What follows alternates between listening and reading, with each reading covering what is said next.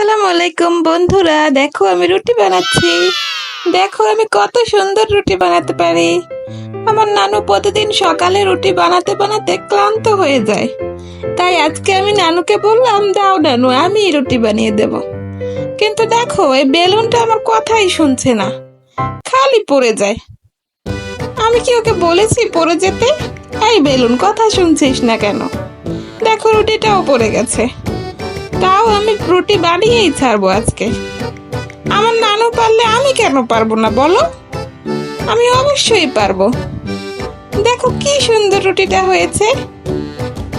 সত্যি কথা বলতে এটা আমি বানাইনি, এটা আমার নানু আমাকে বানিয়ে দিয়েছে। কিন্তু আমি তোমাদেরকে দেখাচ্ছি যে আমি বানিয়েছি। কিন্তু আমি তোমাদের সাথে মিথ্যা কথা বলতে পারিনি, তাই বলে দিলাম।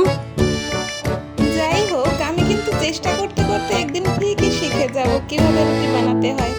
দেখো আমার নানু আমাকে হেল্প করছে রুটি বানাতে।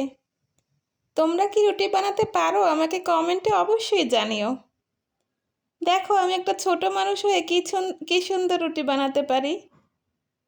রুটিটা কিন্তু ভালোই হয়েছে, যদিও মাঝখানে একটু ছিঁড়ে গেছে। তাও চেষ্টা করতে করতে আমি একদিন খুব ভালো রুটি বানাতে পারবো। আমার নানুর চেয়েও আমি ভালো পারবো। ঠিক বলেছি না বন্ধুরা? দেখো রুটিটা আমার মতো তোমরা মাঝখানে বেলবে, বেলুনটা শুধু পড়ে যায়। বেলুনটা আমার কথাই শোনে না। কিন্তু আমি হার ছাড়ার পাত্রী নই, আমিও রুটিটা বানিয়েই ছাড়বো। শুধু ভিডিও দেখলে হবে? তোমরা বসে আছো কেন? একটা লাইক দিয়ে দাও না, আর আমার চ্যানেলটা অবশ্যই সাবস্ক্রাইব করে রাখো।